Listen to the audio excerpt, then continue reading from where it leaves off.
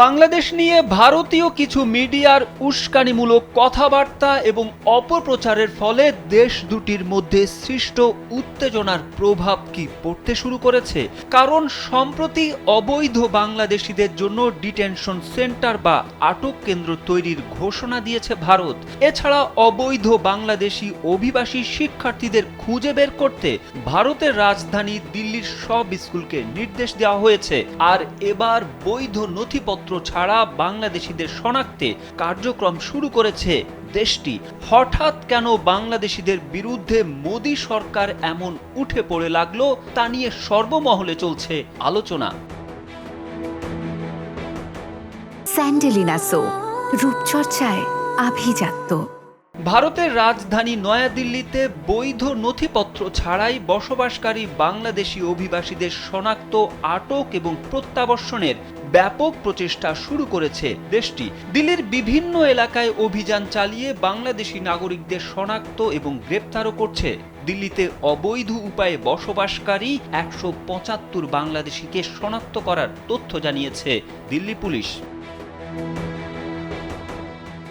রোববার দেশটির সংবাদ মাধ্যম টাইমস অব ইন্ডিয়ার এক প্রতিবেদনে এই তথ্য জানানো হয়েছে। এক বিবৃতিতে দিল্লি পুলিশ বলেছে, বাংলাদেশি অভিবাসীদের অবৈধ বসবাসের বিষয়ে ক্রমবর্ধমান উদ্বেগের প্রতিক্রিয়ায় আউটার ডিস্ট্রিক্ট পুলিশ দিল্লিতে বৈধ নথিপত্রবিহীন ব্যক্তিদের শনাক্ত, আটক এবং প্রত্যাবর্ষণের প্রচেষ্টা জোরদার করেছে।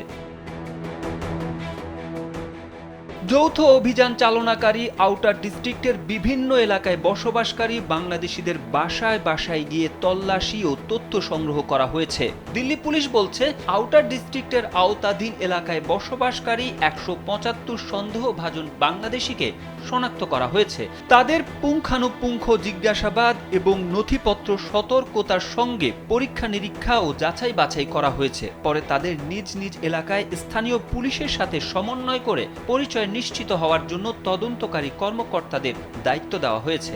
ভারতের রাজধানীতে বাংলাদেশিরা অবৈধ উপায়ে বসবাস করছেন বলে দিল্লির গভর্নরের কাছে দেশটির কিছু গোষ্ঠী চিঠি দেওয়ার পর পুলিশ অভিযান জোরদার করেছে। তারেক আহমেদ, কালবেলা।